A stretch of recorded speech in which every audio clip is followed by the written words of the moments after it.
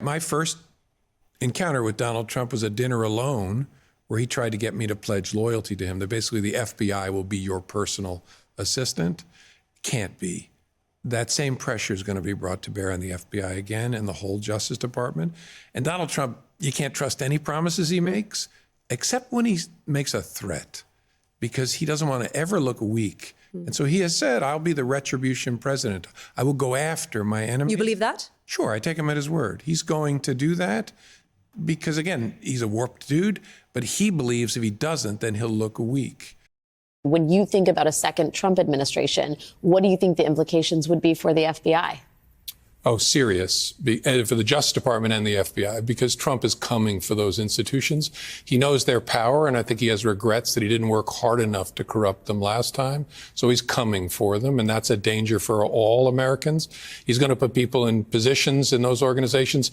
He didn't have all-stars the last time. He'll have the bottom of the barrel this time, but people who will want to do his will, and that should worry every American.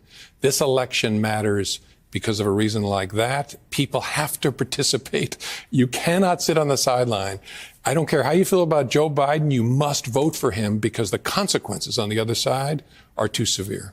When I was appointed FBI director in 2013, I understood that I served at the pleasure of the president. Even though I was appointed to a 10-year term, which Congress created in order to underscore the importance of the FBI being outside of politics and independent, I understood that I could be fired by a president for any reason or for no reason at all. And on May the 9th, when I learned that I had been fired, for that reason, I immediately came home as a private citizen. But then the explanations, the shifting explanations, confused me and increasingly concerned me.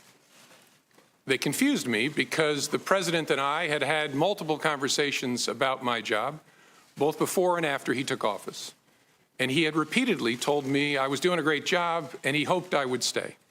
And I had repeatedly assured him that I did intend to stay and serve out the remaining 6 years of my term. He told me repeatedly that he had talked to lots of people about me, including our current Attorney General, and had learned that I was doing a great job and that I was extremely well liked by the FBI workforce.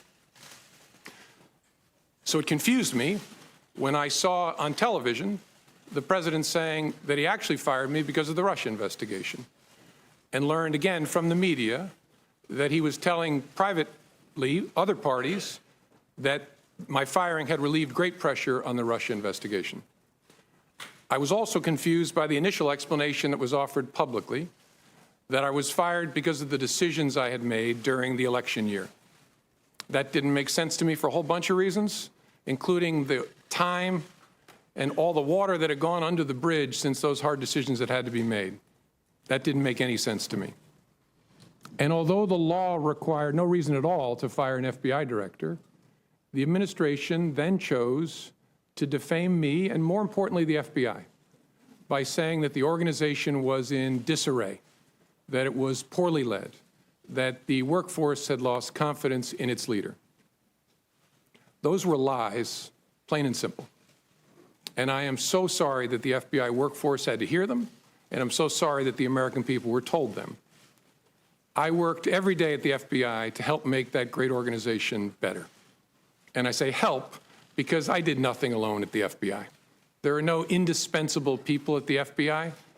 The organization's great strength is that its values and abilities run deep and wide.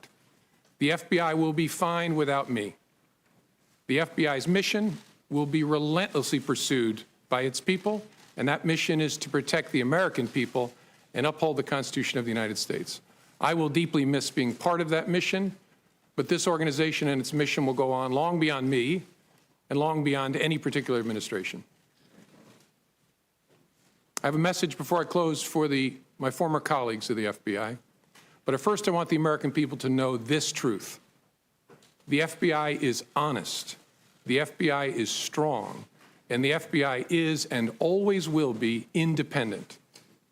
And now to my former colleagues, if I may. I am so sorry that I didn't get the chance to say goodbye to you properly. It was the honor of my life to serve beside you, to be part of the FBI family, and I will miss it for the rest of my life. Thank you for for standing watch. Thank you for doing so much good for this country. Do that good as long as ever you can. My family and I have known for years that there are costs to standing up to Donald Trump, but we couldn't imagine ourselves living any other way. We will not live on our knees, and you shouldn't either.